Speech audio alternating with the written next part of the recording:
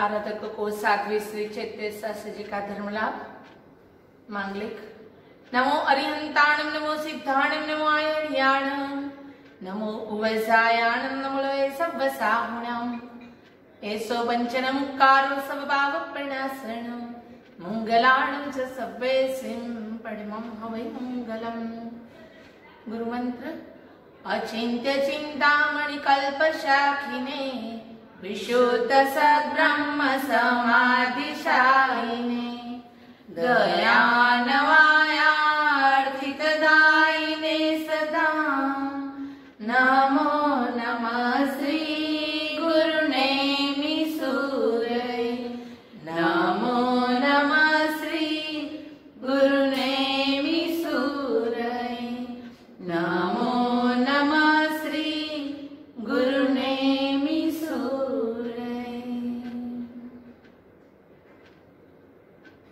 श्रुत्वा धर्म विजानाति, श्रुत्वा जानाति दुर्गतिं, श्रुत्वा ज्ञानमवाप्नोतु, श्रुत्वा मोक्षमवाप्नुयात्। सुनने से ही जीव पाप को जान सकता है, दुर्गति से बच सकता है और ज्ञान की प्राप्ति करके उत्तरोत्तर मोक्ष सुख को पा सकता है। इसीलिए विविध विषयों को लेते हुए आज हम भाई बहन के ऊपर प्रवचन कर रहे हैं। हमारी चिंतन यात्रा को आगे बढ़ाते हुए भाई और बहन के प्रेम को निर्मल प्रेम कहा है। सब संबंधों के अंदर कुछ ना कुछ अनबन होती है, कुछ ना कुछ पॉजिटिव इफेक्ट होती है, पर यह जो भाई बहन का संबंध जो है वो लड़ाई झगड़ा मस्ती तूफान और सभी के साथ निस्वार्थ प्रेम का शिखर जो है वो भाई बहन के प्रेम में हमें मिलता है। शास्त्रों में भी बताया हुआ है कि भाई ने बहन के लिए कितना करा हुआ है और बहन ने भाई के लिए कितना करा हुआ है। पर आज हम छोटे छोटे दृष्टांतों से हम समझेंगे कि भाई और बहन अलग अलग कैसे अपने जीवन में एक दूसरे की हेल्प करते हैं, एक दूसरे के साथ कैसे कंधे से कंधा मिला के चलते हैं। एक परिवार था, परिवार के अंदर माता पिता और दो बच्चे थे, एक लड़का और एक लड़की। लड़का बड़ा था और लड़की छोटी थी। समय जाता रहा और धीरे धीरे बच्चे बड़े हो रहे थे। जब दोनों छोटे थे तब स्कूल में जब जाते तब एक दिन अचानक ऐसे हुआ कि भाई स्कूल में नहीं जा रहा था, तो उसकी कंप्लेन उसकी टीचर ने बहन को कर दी। बहन ने घर पे आके पिताजी को बोला और पिताजी ने तुरंत ही बेटे को बुलाया और बोला कि ये क्या बात है, इतने दिन से आप स्कूल नहीं जा रहे हो, ऐसे कैसे चलता है। तुरंत ही बच्चा डर गया। थोड़ी देर में पिताजी ने उसको डांटा और समझाया भी कि ऐसे नहीं चलता, स्कूल में जाना जरूरी है, आपका भविष्य बिगाड़ रहे हो। भाई का मुंह चढ़ गया बहन के ऊपर। दोनों थोड़ी देर के बाद खेल रहे थे और अचानक वापस दोनों के बीच झगड़ा हो गया। बहन ने गुस्से में आके भाई को मारने के लिए रिमोट उठाया और वो रिमोट ऐसा लगा कि सीधा टीवी की स्क्रीन टूट गई। पिताजी ने आवाज सुनी और रूम में दौड़ के आए। किसने करा ये? किया तो बहन ने था। फिर भी भाई ने बोला कि ये मैंने करा है, मेरे से गलती हुई है। पिताजी ने बहुत पिटाई करी वो लड़के की, क्योंकि वैसे भी स्कूल में से कंप्लेन आई हुई थी और वापस घर पे भी ये मस्ती करी। थोड़ी देर के बाद भाई चुपचाप बैठा हुआ था, उसके पास बहन जाके रोती है और भाई को बोलती है कि क्यों झूठ बोला, टीवी का रिमोट तो मैंने फेंका था ना, तो आपने क्यों बोला। तुरंत ही भाई ने बोला कि बहना, ये पिताजी का मार सहन करना वो तेरे बस की बात नहीं है। दोनों एक दूसरे के साथ बैठे हुए हैं और दोनों की आंख में पानी है। यही भाई बहन धीरे धीरे बड़े होते हैं और अचानक एक दिन ऐसी घटना घटती है कि पिताजी की तबीयत बिगड़ जाती है। बचपन का प्रेम देखो, पॉकेट मनी के लिए झगड़ते थे जो भाई बहन, और पॉकेट मनी दोनों एक दूसरे को देने के लिए तैयार हो जाते थे कि मेरे मनी सेव है तू ले ले और तेरे सेव है, ऐसे करके एक दूसरे को हेल्पफुल होते थे। पिताजी के साथ मांगने भी नहीं जाते थे। ऐसी सिचुएशन में बड़े हुए भाई बहन। जैसे ही पिताजी की मृत्यु हुई और थोड़े ही साल पहले बहन ने एक लड़के के साथ शादी कर ली थी और वो जैसे तैसे करके उसका गुजरान चल रहा था। पिताजी को यह बात मालूम थी, इसीलिए उन्होंने अपना विल बनाया और विल के अंदर भाई और बहन दोनों के नाम थोड़ी थोड़ी प्रॉपर्टी कर दी। आधा हिस्सा बहन को दिया, आधा हिस्सा भाई को दिया। अब देखो, भाई को तुरंत ही मन में आया कि बहन ने ऐसा करा और फिर भी उसको प्रॉपर्टी दी गई और उसने बोलना बंद कर दिया। बचपन में जो एक दूसरे को देने के लिए झगड़ते थे, अभी लेने के लिए झगड़ रहे। पॉकेट मनी तू ले और मैं नहीं लेता, वो आज प्रॉपर्टी के लिए झगड़ रहे। थोड़े साल हुए, भाई ने बहन को बुलाना बंद कर दिया। भाई की भी शादी हो गई और उसकी फाइनेंशियल जो परिस्थिति थी वो धीरे धीरे आर्थिक लेवल उसका डाउन आ रहा था। और अचानक एक दिन ऐसा होता है कि उसकी वाइफ के उसको पूछती है कि क्या बात है, आप इतने दुखी क्यों हो? तो बोले हमारे बस में नहीं है कि हम अपना गुजरान कर सके, जीवन गुजार सके। तभी थोड़े ही दिन पहले जो उसकी वाइफ थी, उसके पिताजी भी एक्सपायर हो गए और उसके भाई के नाम आधी प्रॉपर्टी करी और उसकी वाइफ के नाम आधी प्रॉपर्टी करी। तो वो प्रॉपर्टी वो लड़के को मिलने के कारण वापस उसकी फाइनेंशियल सिचुएशन स्टेबल हो गई। तब उसकी आंखें खुल गई कि मेरी बहन को जब पिताजी ने हिस्सा दिया तो मुझे बुरा लगा था, पर आज मेरी वाइफ के पिताजी ने मेरे नाम यानी उसकी बहन के नाम हिस्सा करा तो मुझे इतना बुरा नहीं लगा, यानी मैं गलत था। अपनी आंखें खुल गई और सीधा बहन के घर पे जाता है। इधर बहन हमेशा अपने भाई के आने की राह देखती थी और वो भाई और बहन का आज बरसों का जो अनबन था वो सुधर गया। और यह पवित्र प्रेम का ही रिश्ता है जो अनबन कितनी भी होती है फिर भी वो अनबन में से निस्वार्थ प्रेम जाग ही उठता है, क्योंकि ये भगवान का दिया हुआ प्रेम है। एक दूसरे के लिए मर मिटने को तैयार होते हैं। ऐसा ही एक छोटा एग्जांपल ले लेते हैं।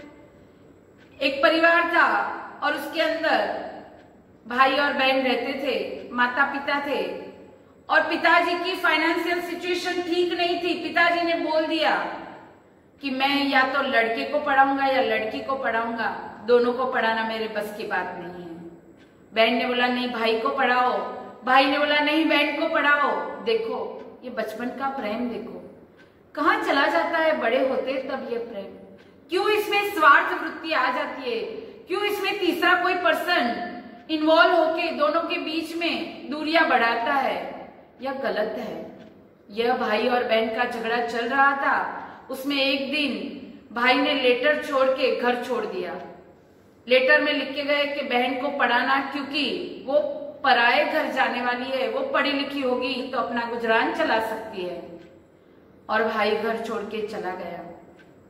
थोड़े साल बीते, बहन ने अच्छी पढ़ाई कर ली, वो इंजीनियर बन गई और हॉस्टल में रहती थी। इधर पिताजी की भी मृत्यु हो गई और माता भी चल बसी। बहन को मिलने का मन हुआ पर कैसे इंट्रो कराए, क्योंकि वो गरीब था, भाई बहुत गरीब था। फिर भी वो वॉचमैन को बोलता है कि ऊपर ये बहन को बोलो कि कोई व्यक्ति मिलने आया है, उनके गांव से मिलने आया है। तुरंत ही उसकी बहन आती है और नीचे उतर के देखती है तो उसके भैया है। वो पूछती है कि ऐसा क्या हो गया जो आपने इंट्रोडक्शन नहीं दिया? बोले मेरे इंप्रेशन से आपकी स्टेटस पे कोई आंच ना आए इसीलिए मैंने नहीं बोला है। तुरंत ही बहन की आंख में पानी आ गया। भैया ने उसके साथ बहुत सारी बातें करी और वापस वो घर लौट आया। घर लौट के आए तो उसकी वाइफ ने पूछा कि ऐसा क्या हुआ कि आज आपकी आंख में आंसू है? बोले आज मेरी बहन को मिलके आया हूँ। तो बोले इतना प्रेम है, ऐसा क्या घटित हुआ जिससे आप हमेशा ऐसे सोचते रहते हो कि मेरी बहन के साथ कुछ अच्छा नहीं हुआ? तो वो बोलता है कि बचपन की एक घटना है जिसमें ऐसा हुआ था कि एक बार हम स्कूल से वापस आ रहे थे और ठंडी की सीजन थी, सर्दियों की सीजन थी, और अचानक मेरे हाथ का जो मोजा था वो गिर गया था और बहन ने अपने हाथ का निकाल के मुझे पहना दिया और वो ठंडी के कारण बहन का जो हाथ है वो पैरालिसिस हो गया और आज भी वो इफेक्ट है। तो मुझे हमेशा यह बहन का उपकार मैं कभी नहीं भूल सकता। दोनों ने सोचा कि ये कितने बड़ा भोग है, ये कितना बड़ा समर्पण है कि एक भाई के लिए इतना सब कुछ छोड़ने को तैयार हो गई बहन और अपनी बिल्कुल जीवन की भी चिंता नहीं करी। इसीलिए वो भाई हमेशा उसके साथ रहता है। देखो, ये दृष्टांत से तो इतना जरूर कह सकते हैं कि बचपन के जो निस्वार्थ प्रेम होता है, जैसे जैसे बड़े होते हैं पूर्वग्रह अंदर आता है, स्वार्थ आता है, अपेक्षाएं बढ़ती रहती है और जो प्रेम की निस्वार्थ बुनियाद थी वो टूट जाती है। पर बेस अगर पक्का होता है, संस्कार अगर पक्के होते हैं तो कभी यह प्रेम में आंच नहीं आती। अभी त्योहारों के नाम पे तो बहुत सारे त्योहार आते हैं। रक्षाबंधन भी आप सेलिब्रेट करते रहते हो और ऐसे कितने त्योहार भी सेलिब्रेट करते रहते हो। पर याद रखना, जैसे ही जैन धर्म की बात आती है तो इसके अंदर यह बात जरूर बताइए कि आप कितना भी कर लो, लास्ट में आपको आत्म तत्व को हासिल करना है। परमात्मा महावीर के जीवन को भी देख लो, कितना भी हुआ, भाई भाई का प्रेम देखो, भाई बहन का प्रेम देखो, वो निस्वार्थ प्रेम था और वह बुनियाद पे आगे बढ़ते हुए उन्होंने एक दूसरे को मोक्ष सुख के मालिक बनाए हैं। तो हम भी हमारे जितने परिवार के सभ्य हैं, जितने भाई बहन हो, आप सभी को कल्याण मार्ग पे आगे लेके जाए और अपने आत्मा को सिद्ध शिला तक पहुंचाने के लिए एक दूसरे के लिए हेल्पफुल बने, यही शुभ मंगल भावना। अज्ञानतिमिरान्धान ज्ञानाञ्जनशलाकया नेत्रोन्मीलितं येन तस्मै श्रीगुरवे नमः। दुनिया के अंदर बहुत सारे संबंध हैं। माता पिता का संबंध, पति पत्नी का संबंध, देवरानी जेठानी का संबंध, सास बहू का संबंध, भाई भाई का संबंध, बहन बहन का संबंध और भाई बहन का संबंध। ये अलग अलग कई तरीके के संबंध हैं। उसके अंदर कई संबंध चॉइस से मिलते हैं और कई संबंध ऐसे होते हैं जिसके अंदर चॉइस नहीं होती है। भाई बहन का रिश्ता ऐसा है कि उसके अंदर आपको चॉइस नहीं मिली कि आपको कैसा भाई चाहिए, कैसे बहन चाहिए। पूर्व के कर्म के अधीन अब एक माता के कुक्षी से जन्म हुआ और दोनों एक साथ बड़े हुए, एक साथ संस्कार पाए और वो भाई बहन का स्वरूप पाते हैं। देखो, बचपन अगर मीठा है तो भाई बहन साथ में है। तब बचपन अगर यादगार है तो उसका कारण एक ही है कि भाई बहन साथ में है। तब दोनों के बीच प्यार है, दोनों के बीच निर्मलता है। इतना सब कुछ झगड़ना वो तो उनकी आदत होती है भाई बहन की, लेकिन वापस रूठना, मनाना और एक दूसरे के लिए सब कुछ करना वो भाई बहन का ही प्यार दिखलाता है। एक कच्चे धागे के अंदर कितनी सारी दुनिया समेट लेते हैं ये भाई बहन। एक बड़ी बहन थी, अपने छोटे भाई को लेके पहाड़ पे चढ़ रही थी। एक अंकल आए और उन्होंने पूछा, अरे तुझे ये भार नहीं लगता है, तेरे भाई को लेके चढ़ रही है? तब वो जो बहन थी उसने बोला कि आपको लगता है कोई बहन नहीं है, अगर आपको बहन होती तो मालूम पड़ता कभी बहन को भाई का भार नहीं लगता है। हमेशा बहन भाई को उठाने के लिए सक्षम है, बड़ी बहन है, उसको भाई का भार नहीं लगता। यानी जिसमें ना हो भार, वही है भाई बहन का प्यार। जिसके अंदर कोई भार नहीं है, निर्मलता है। देखो शास्त्र के अंदर भी बहुत सारे दृष्टांत है कि जो भाई बहन की निर्मल प्यार का पुरावा देते हैं। कालिकाचार्य, उनकी बहन सरस्वती, दोनों साथ में बड़े हुए और ऐसा योगानुयोग बना कि दोनों ने संयम मार्ग में भी साथ में निकल गए। एक दिन ऐसा हुआ कि संयम मार्ग में विचरते विचरते दोनों गर्दबिल राजा के राज्य के अंदर आने का हुआ। सरस्वती बहुत ही सुंदर दिख रही थी, वो अपने भाई महाराज को वंदन करके आ रही थी। वो गर्दबिल राजा था, उसकी नजर उसके खराब पड़ी, उसने उसको उठा लिया, अपने राज्य महल के अंदर कैद कर दिया।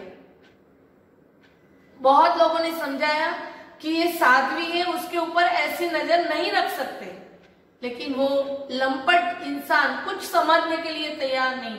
राज्य के जो महाजन थे उन्होंने भी समझाया, संघ वालों ने समझाया, कलिकाचार्य खुद ने समझाया, लेकिन वो कुछ भी समझने के लिए तैयार नहीं था। तब भाई खड़ा हो गया बहन की रक्षा के लिए। उसने सब विद्याएं सीखी और पूरा तालीम दिया लश्कर को, और उसके गर्दबिल राजा था उसको हराया और अपनी बहन का जो शील था उसकी रक्षा की। भाई ऐसे होते कि बहन की रक्षा के लिए हर टाइम तैयार होते हैं, कुछ भी करने के लिए तैयार हो जाते हैं। और बहन ऐसी होती है कि हमेशा भाई का मांगलिक चाहती है, अच्छा हो, मेरा भाई आगे बढ़े और हमेशा भाई की छाया में बहन रहे, ऐसा हमेशा बहन चाहती है। जीवन के अंदर कई प्रसंग ऐसे बन जाते हैं कि जब अन्य व्यक्ति के जीवन में हाजिरी होती है और सब बातें बिगड़ जाती हैं। जैसे कि बहन ससुराल चली जाती है और भाई के जीवन में उनकी पत्नी यानी धर्म पत्नी आती है, और ये रिश्तों के अंदर कई बार ऐसा होता है कि दरार पड़ जाती है। ये दरार पड़ने की वजह क्या है? क्योंकि उसके अंदर से जो निर्मलता थी वो थोड़ी सी दूर हो गई, स्वार्थ भाव आ गया। फिर पैसे का स्वार्थ हो, प्रतिष्ठा का स्वार्थ हो, मान का स्वार्थ हो, कुछ भी, लेकिन जब ये सब बीच में आ जाता है तब भाई और बहन बहुत ही दूर हो जाते हैं। ध्यान रखना है ये दरारें नहीं पड़े। छोटी छोटी बातें जब बचपन में छोड़ दिया करते हैं तो जब बड़े हुए तो उसको संभालना चाहिए। बाहुबली जी जो साधना में लीन थे, बहन ने उनको उपदेश दिया और उनका अभिमान चकचाचूर हो गया। केवल गान में निमित्त बनी उनकी बहनें। देखो हर दृष्टांत एक ही प्रेरणा करता है कि आत्मकल्याण के अंदर आगे मार्ग में बढ़ो। प्रभु महावीर उनके बड़े भाई जब शोक में थे परमात्मा के विरह में, तब उनकी बहन सुदर्शना ने तो पूरा साथ दिया था। किस चीज में? तो भाई को समाधि देने के लिए। भाई डिस्टर्ब नहीं होना चाहिए, भाई समभाव में रहना चाहिए, उनका शोक दूर होना चाहिए। ये प्यार होता है, उसके अंदर स्वार्थ नहीं आता है। जब ये रक्षाबंधन का त्योहार आता है, मिथ्या त्योहार है, लेकिन उसके अंदर जब स्वार्थ आता है कि कितने का कवर हुआ, क्या बहन को मिला, उसके अंदर जब कंपटीशन आती है तब समझ लो कि ये प्यार नहीं रहा है, उसके अंदर स्वार्थ आ गया है। समझना है।